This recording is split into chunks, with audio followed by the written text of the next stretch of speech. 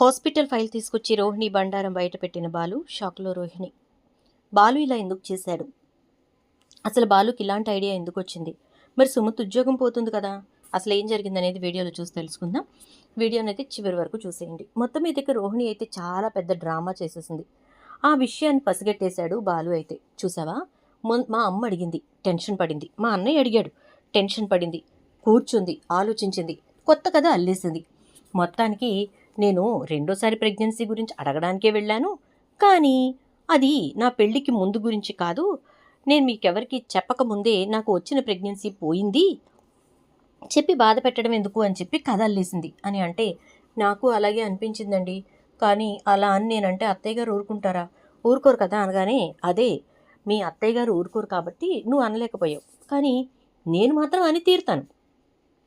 అనడం కాదు, అన్నీ రుజువు చేసి తీరుతాను. నిన్ను నలుగురిలో పెట్టి అవమానపరిచింది ఆ రోహిణి. తన తప్పు ఒప్పుకోకపోగా నిన్ను మాట్లాడింది. ఈ విషయంలో నేను అస్సలు వదిలిపెట్టను అని చెప్పేసేసి బాలు ఇక వెంటనే రాజేష్ దగ్గరికి వెళ్తాడు. రే రాజేష్ అని చెప్పానంటే, ఏంట్రా అంటాడు. ఇక రాజేష్ అయితే హాస్పిటల్లో ఫైల్స్ ఉంటాయి. అంటే ఇప్పుడు మనం వెళ్ళి చూయించుకుంటే మన తాలూకు ఒక ఫైల్ ఉంటుంది కదా. పాత రోజుల్లో అంటే మనకి ఇచ్చేసేవాళ్ళు, ఇప్పుడు అన్నీ వాళ్ళ దగ్గరే ఉంటున్నాయి కదా అంటే, అవును వాళ్ళ దగ్గరే ఉంటాయి. అయితే ఏంటి అంటే, ఇప్పుడు మా సుమతి పనిచేసే హాస్పిటల్లో మా వదిన, అదే మా పార్లర్ అమ్మ చూపించుకుంది. సో మా పార్లర్ అమ్మ చూపించుకున్న ఫైళ్ళు బయటికి రావాలంటే ఎలా అంటే, అది నాకు తెలిసి మీ సుమతి వల్లే అవుతుంది అని అంటాడు. మరి సుమతి అలా తీసుకొచ్చిందంటే ఖచ్చితంగా హాస్పిటల్ వాళ్ళు జాబ్ తీసేస్తారు కదరా అనగానే, తీసేస్తారు, మరి ఏం చేద్దామంటావు అని అంటాడు. నాకైతే ఒకటి అనిపిస్తోంది అని చెప్పని అంటాడు బాలు. అక్కడ తీసేస్తే తీసేస్తారు, ఇంకొక చోట ఎక్కడైనా జాబ్ చూద్దాము, నువ్వు ముందు అది తీసుకొచ్చేయని చెప్పాలనిపిస్తుందంటే, అరే ఉద్యోగం దొరకడం అంటే అంత ఈజీ అనుకుంటున్నావా?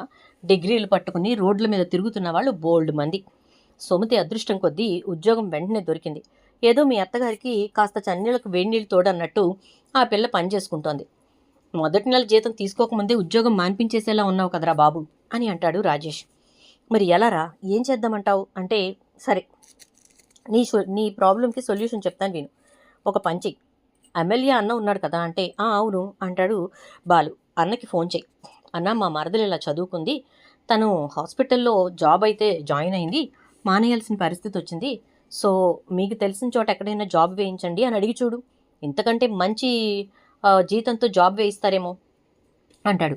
దాంతో వెంటనే మంచి ఐడియా ఇచ్చారా రాజేష్ అని చెప్పి బాలు అయితే ఇక ఎమ్మెల్యేకి ఫోన్ చేస్తాడు. చెప్పు బాలు, ఏంటి సంగతి అని అంటే, అన్న అది అంటూ ఉంటే, పర్వాలేదు ఏంటి సంగతి చెప్పు అని అంటే, మా మరదలు డిగ్రీ పాస్ అయిందన్నా, ఫస్ట్ క్లాస్లో పాస్ అయింది అంటే, ఓ పాస్ అయిందా, ఓకే జాబ్ ఏమైనా కావాలా అని అంటే, అంటే ఇప్పుడు ఒక హాస్పిటల్లో చేస్తుంది, కాకపోతే అక్కడ మానేయాల్సి వస్తుంది అని చెప్పానంటే, ఏమైంది, రీసెంట్గా డిగ్రీ పాస్ అయిన అమ్మాయి అప్పుడే జాయిన్ అవ్వడం మానేయడం ఏంటి అంటే, కొన్ని ప్రాబ్లమ్స్ అన్నా, ఆడపిల్లలు కదా అనగానే, ఓకే ఎలాంటి ప్రాబ్లం లేకుండా చక్కగా తను జాబ్ చేసుకునేలాగా మా ఫ్రెండ్ కంపెనీ ఒకటి ఉంది, అక్కడికి పంపిస్తాను, వెళ్ళి జాయిన్ అవ్వమను అని అంటాడు. అవునా అన్న, అంటే ఎక్కడికి వెళ్ళి కలవమంటావో చెప్పన్నా అనగానే, సరే నేను మీ ఫ్రెండ్కి మొత్తం డీటెయిల్స్ చెప్తాను, వాడు చెప్తాడు, వెళ్ళి కలువు అంటే, సరే అన్న అనేసి ఇక తన ఫ్రెండ్కి కాల్ చేస్తాడు కాసేపటికి. ఇక అతనైతే, నువ్వు మీ మరదల్ని తీసుకుని అర్జెంటుగా మన ఊళ్ళో ఉన్న పెద్ద షోరూమ్ ఉంది కదరా బైక్స్ది, ఫైనాన్స్ ఆఫీస్ అని అంటే, ఆ ఫైనాన్స్ ఆఫీస్ అంటాడు. అరే ఫైనాన్స్ ఆఫీసులు అంటే నీకు తెలిసిందే కదరా, మగపిల్లలు ఎక్కువ ఉంటారు, ఇబ్బంది పెడతారు అని అంటే, ఓ అలా అంటావా అన్న. 2 ఆప్షన్స్ ఇచ్చాడు. ఇంకొకటి బైక్ షోరూమ్ ఒకటి ఉంది, అది కూడా మన ఊర్లో చాలా పెద్దది, ఆ బైక్ షోరూమ్ కానీ లేదా ఫైనాన్స్ ఆఫీస్ కానీ అన్నాడు. సో ఫైనాన్స్ ఆఫీస్ వదిలేద్దాం, బైక్ షోరూంలో అయితే చాలామంది ఆడపిల్లలు కూడా ఉంటారు అంటే, ఓకే సరే అయితే, ఒరే ఈ టార్గెట్లు గీర్గెట్లు లాంటివి లేనిది పెట్టరా బాబు, లేకపోతే మా అత్తగారు నన్ను చంపేస్తుంది అంటే, అక్కడ అలాంటివి ఏమి ఉండవులేరా, సుమతికి వేయించే ఉద్యోగం కూడా అలాంటిదేం కాదులే, నువ్వు తీసుకునిరా అని చెప్పేసేసి అంటాడు.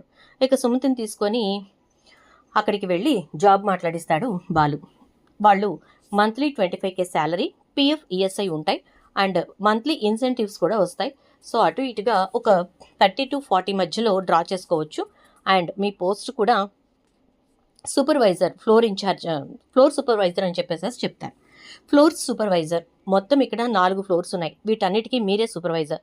సో ఇక్కడ చేసే వాళ్ళందరితోటి క్లీన్గా చేయించుకోవటం అండ్ బళ్ళన్నీ కరెక్ట్గా ఉన్నాయో లేదో చూసుకోవటం, ఇదంతా మీ డ్యూటీ అంటే చాలా థ్యాంక్స్ అండి అని చెప్తుంది. బావా ఇప్పుడు అర్జెంటుగా నన్ను ఇక్కడికి తీసుకొచ్చి ఎందుకు ఈ జాబ్ మాట్లాడిచ్చావు అనగానే, అక్కడ ఎంత ఇస్తున్నారు నీకు అంటే 15,000 ఇస్తామన్నారు బావా అంటుంది. 15,000 కోసం అక్కడ చేయటం అవసరమా? అందుకే నీకు ఈ ఉద్యోగం చూశాను, కానీ ఈ ఉద్యోగం గురించి నువ్వు అక్కడ చెప్పకుండా అక్కడ నువ్వు ఒక పని చేయాలి అంటాడు. ఏంటి బావా అని చెప్పానంటుంది సుమతి. ఇక్కడ నీకు అపాయింట్మెంట్ లెటర్ నీ చేతిలో పెట్టిచ్చేస్తాను.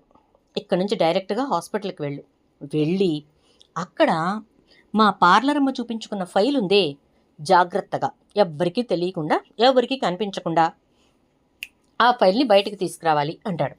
సరే బావా ఎలాగోలా ట్రై చేస్తాను అని చెప్పేసేసి అంటే, అరే అపాయింట్మెంట్ లెటరు అనగానే ఆల్రెడీ ఇచ్చేశారా ఇదిగో అని చెప్పేసేసి అంటే, చాలా చాలా థ్యాంక్స్ బావా, నెలకి 40,000 వరకు నేను ఇంటికి తీసుకెళ్ళగలిగితే మా అమ్మకి ఎంత చేదోడుగా ఉంటానో అని అంటూ పదబావా అని చెప్పి హాస్పిటల్కి వెళ్తుంది సుమతి.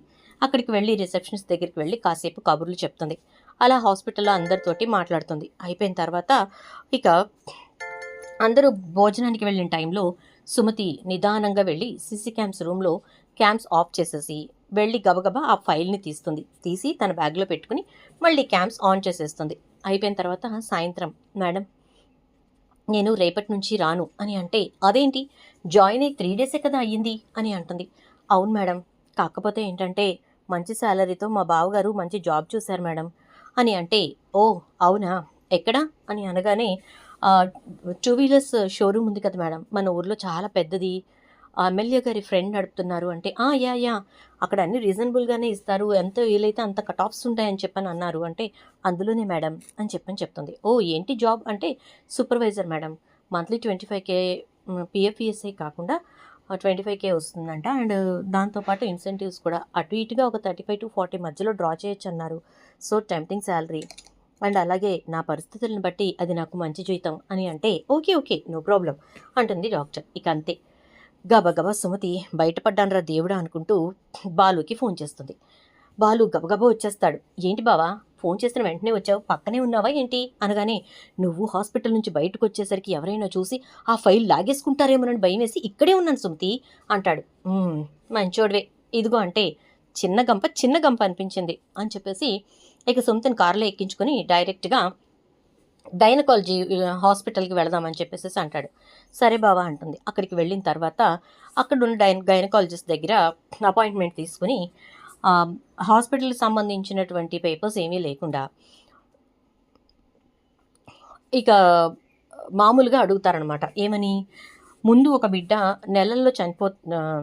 నెలల బేబీ అప్పుడే చనిపోతే రెండో బిడ్డకి వెంటనే ప్లాన్ చేసుకునే అవకాశాలు ఉంటాయా అని చెప్పేసి అడిగేసరికి డాక్టర్ అయితే ఉంటాయి, కానీ అంత ఎర్లీగా ప్లాన్ చేసుకోవడం కూడా మంచిది కాదు కదా అని అనేసరికి, ఓహో ఒకవేళ ముందే ఒక 7-8 సంవత్సరాల పిల్లాడు ఉన్నాడు అనుకోండి, అప్పుడు ఈజీగా ఛాన్సెస్ ఉంటాయి.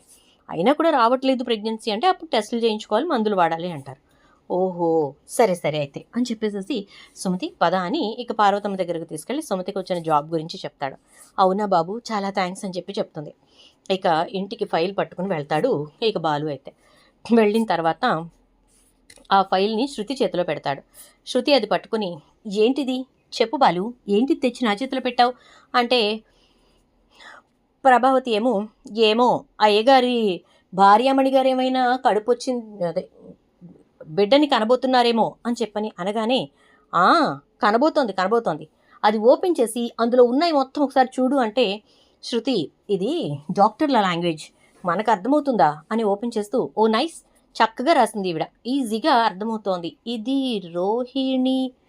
రోహిణికి సంబంధించింది కదా అని అంటే, ఆ పార్లర్ అమ్మ హాస్పిటల్లో చూయించుకున్న ఫైల్ అది చూడు, ఓపెన్ చేసి మొదటి బిడ్డ ఎప్పుడు ప్రెగ్నెన్సీ వచ్చింది చూడు అని అంటాడు. ఓకే సరే అని చెప్పి ఓపెన్ చేసి చూసి, ఫస్ట్ కన్సీవింగ్ అని చెప్పేసి ఒక 5 ఏళ్ల ముందు డేట్ చెప్తుంది.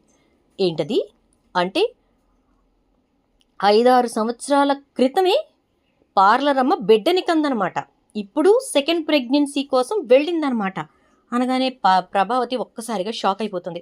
ఏం మాట్లాడుతున్నావురా, నోటికొచ్చింది మాట్లాడుకు అంటూ ఉంటే, బాలు మాట్లాడటం ఏంటంటే, ఇక్కడున్నది అదే, ఇదిగోండి తన ఫస్ట్ కన్సీవింగ్ డేట్ ఇక్కడుంది చూడండి అనగానే ఆ డేట్ చూస్తుంది. అందరూ ఆ డేట్ని చూస్తారు. ఒక్కసారిగా షాక్ అయిపోతారు. అంటే రోహిణి మళ్ళీ అబద్ధం చెప్పింది అని అర్థమైపోతుంది. మీనా వచ్చి చూసి, నేను చెప్పింది అబద్ధం అన్నారు, నా మీద చెయ్యి కూడా ఎత్తారు అని చెప్పని అంటూ ఉంటే ఈలోపు రోహిణి ఇంకా మనోజ్ వస్తారు. వచ్చిన తర్వాత రామ్మర్రా అని చెప్పేసి అంటుంది ప్రభావతి. ఏంటంటే పూటకొక్కసారి మీరు నా నెత్తి మీద పిడుగులు వేస్తున్నట్టుగా ఉంది. అంటే అవునమ్మా, నువ్వు మా మీద వేసే పిడుగుల కంటేనా అని అంటే, అదేంటి అలా అంటారు అని అనగానే, ఏంటా ఇదేంటో చెప్పు అని ఫైల్ చేతిలో పెడుతుంది. ఒక్కసారిగా రోహిణి కంగారు పడిపోతుంది. ఎందుకంటే అది తన హాస్పిటల్ ఫైల్. ఇది నా హాస్పిటల్ ఫైల్ ఇక్కడికి ఎలా వచ్చింది అని అంటే, ఎలా వస్తే ఏముంది కానీ అందులో ఉన్నదేంటో చెప్పమ్మా అని అంటే, నా ఆరోగ్యానికి సంబంధించిన డేటా ఉంటుంది, అయినా డాక్టర్స్ లాంగ్వేజ్ మనకేం అర్థమవుతుంది ఆంటీ అంటే, అందులో అర్థమయ్యేటట్టే రాశారు, ఒకసారి చదువు అని చెప్పి ఓపెన్ చేస్తే, ఇవ్వండి ఇవన్నీ నాకు రాసిన మెడిసిన్స్, ఇవన్నీ టెస్ట్లు అని చెప్పని అంటూ ఉంటే, ఇవన్నీ కాదమ్మా, ఫస్ట్ పేజీలో నువ్వు మొదటిసారి కన్సీవ్ అయిన డేట్ ఎంతుందో చూడు అనగానే ఒక్కసారిగా గుండె గుబేరమంటుంది రోహిణికి. వెంటనే ఇప్పుడు ఏమనాలి నిన్న మసిపూసి మారేడుకాయ చేసావు, కళ్ళంట నీళ్లు ఇల్లంట కార్చేసి నా తప్పేమీ లేకుండా నన్ను నిందించేస్తున్నారు అన్నావు, ఇప్పుడేమనాలే అంటూ ఇక చెంప చెళ్ళు అనిపించేసరికి మనోజ్ ఏంటమ్మా అంటే, చూడు దీనికి 6 ఏళ్ల క్రితమే బిడ్డ పుట్టాడు, అది కూడా మగపిల్లాడు అని చెప్పని అంటూ అంటే, కలిసొచ్చే కాలానికి నడిచొచ్చే కొడుకురా మనోజు అని చెప్పని అంటాడు బాలు. ఇక ఒక్కసారిగా మీనా, ఏం రోహిణి నిన్నేదో అన్నావు, ఇంకొకసారి నా జోలికొస్తే అన్నావు, ఇప్పుడేమనాలి నిన్ను, నీలాంటి దాని జోలికి రావడం కూడా తప్పేలే అంటూ ఉంటే, ఏంటే అంటే, ఇంకా మాట్లాడకండి అత్తయ్య, ఇంకా మాట్లాడకండి అంటూ మీనా అక్కడి నుంచి వెళ్ళిపోతుంది. దాంతో ఇక సత్యం ప్రభావతి వంక చాలా సీరియస్గా చూస్తూ ఉంటాడు. చూద్దాం ఏం జరుగుతుందో. వీడియో నచ్చితే లైక్ చేసి వీడియోని షేర్ చేసేయండి. ఛానల్ని సబ్స్క్రైబ్ చేసుకోవడంతో పాటు పక్కనే బెల్ ఐకాన్లో ఆల్ ట్యాప్ చేయండి.